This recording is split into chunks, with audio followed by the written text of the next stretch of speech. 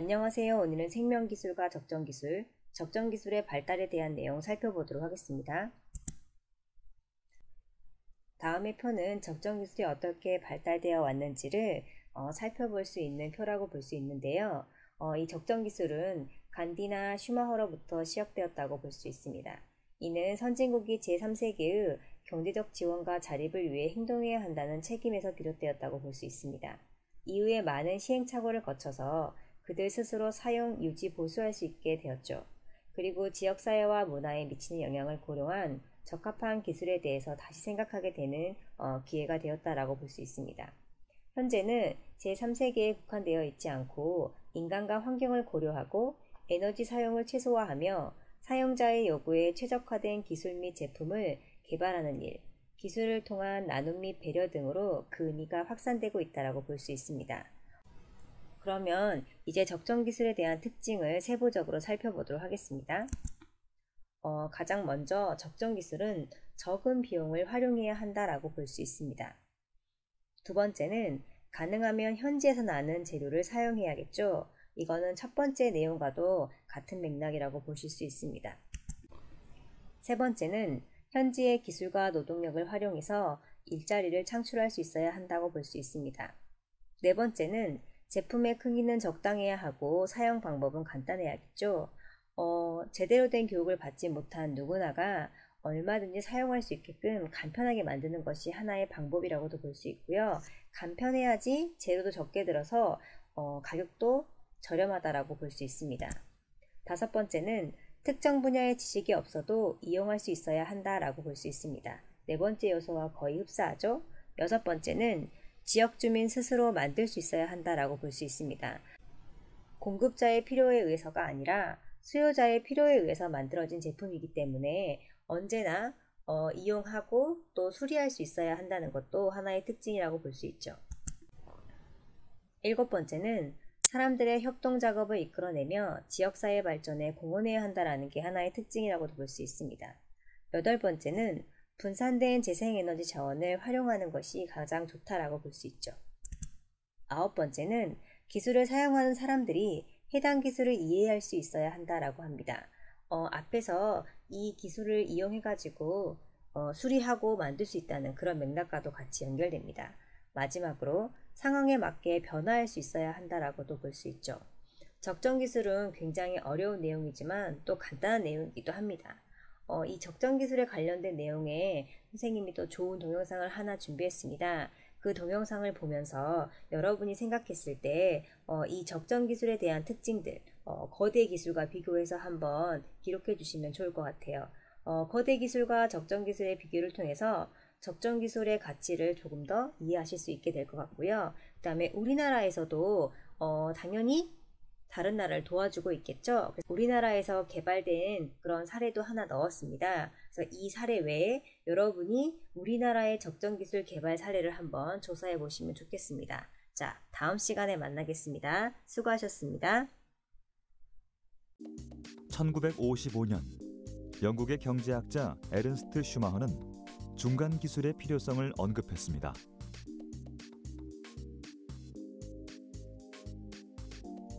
그가 말한 중간 기술이란 과거 원시적인 기술과 선진국형 첨단 기술 사이에 존재하는 것을 의미하는데요.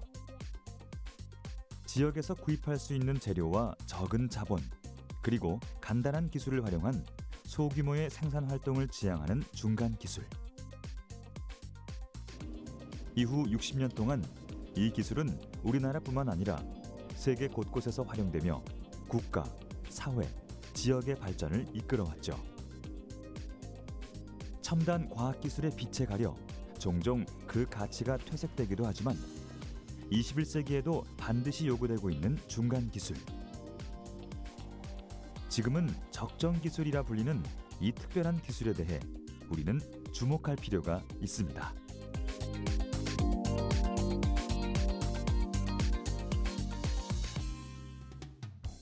오염된 물을 안전하게 마실 수 있는 휴대용 정수빨대,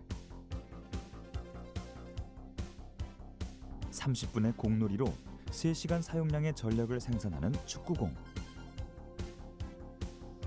전기 없이 기화열 흡수의 원리로 음식의 신선도를 유지하는 항아리 냉장고.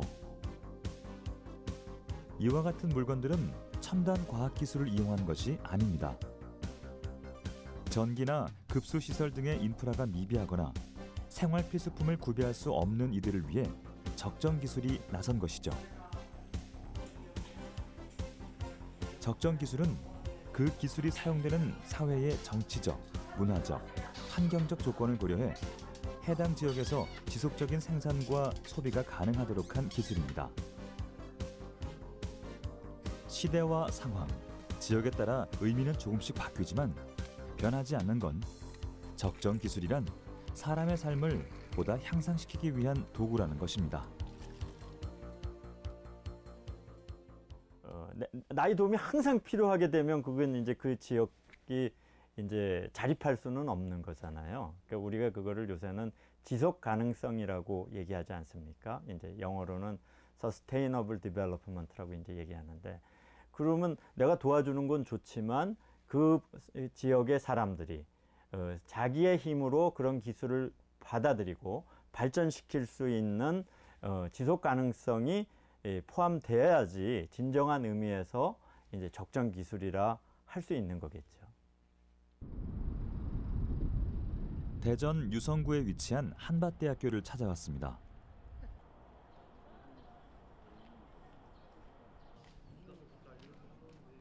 이곳에 적정기술의 달인이라 불리는 한 사람이 있다고 하는데요. 날이 좋아서일까요? 연구동 밖으로 커다란 장비를 가지고 나오는 이들.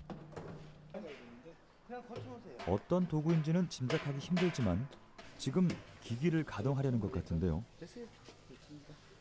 아까부터 장비에서 시선을 떼지 못하는 이분, 오용준 교수에게 직접 설명을 들어보겠습니다. 강 바닥에 보면 우리나라에서 먹는 김하고 상당히 유사한 이런 민물 조류가 있습니다. 이 민물 조류를 말려서 우리나라 김처럼 이렇게 포장을 해서 지금 전통적인 음식으로 많이 애용을 하고 있습니다. 근데 가장 큰 문제가 이제 위생이 매우 열악합니다. 그냥 먹으면 정말 배에 큰 탈이 납니다. 라오스를 가로지르는 메콩강에는 우리의 김과 비슷한 카이가 자라는데요. 카이를 말려 만든 카이페는 라오스 주민들이 즐겨 먹는 식품이라고 합니다. 하지만 카이에는 강바닥에 진흙과 모래가 뒤엉켜 있어 이물질을 완전히 제거하지 않는다면 식품으로서의 가치가 떨어질 뿐만 아니라 오염물질로 인한 질병에 노출될 위험이 있습니다. 오용준 교수는 이러한 문제를 해결하기 위해 적정 기술을 이용했습니다. 카이 속 오염물질을 제거하는 특별한 장치를 개발한 것이죠.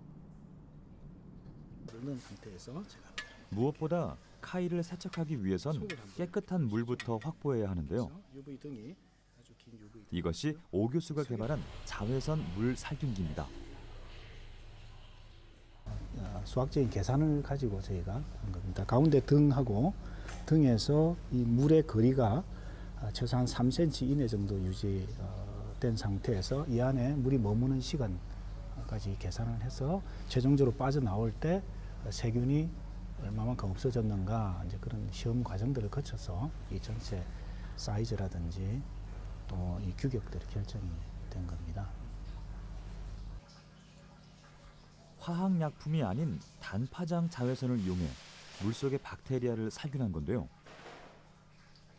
깨끗한 물이 준비됐으니 본격적인 작업에 들어갑니다.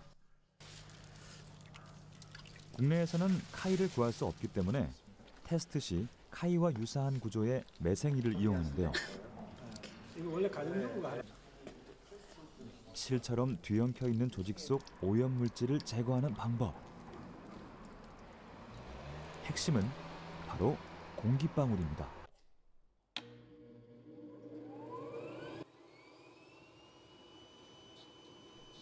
통 아래의 노즐에서 분사되는 공기방울이 카이와 같이 실처럼 엉켜있는 조직 사이로 들어가 공간을 만들고 분사되는 공기방울의 압력을 통해 이물질을 떼어내는 원리인데요. 어떠한 첨가제 없이 공기방울의 분사력만으로 95% 이상 이물질이 제거된다고 합니다.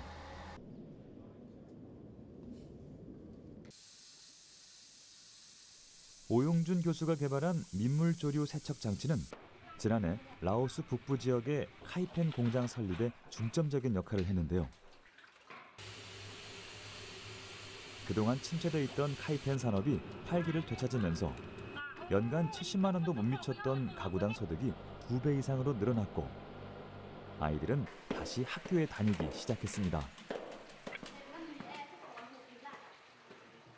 그러니까 단순히 기술이 훌륭한 것이 중요한 것이 아니고 이것이 시장에서 아주 저개발국에 있는 당장에 나의 돈을 들여서 물건을 살 돈이 없는 사람이 저 물건이 저 싼 가격에 저 물건을 사서 내가 저 물건을 이용을 해서 내 수입을 올릴 수 있겠구나. 이렇게 그런 마음을 가지고 시장에서 물건을 사줄 수 있는 기술. 어떻게 보면 어쨌든 시장에서 살아남을 수 있는 기술이 앞으로 훨씬 더 중요하지 않겠나 생각합니다.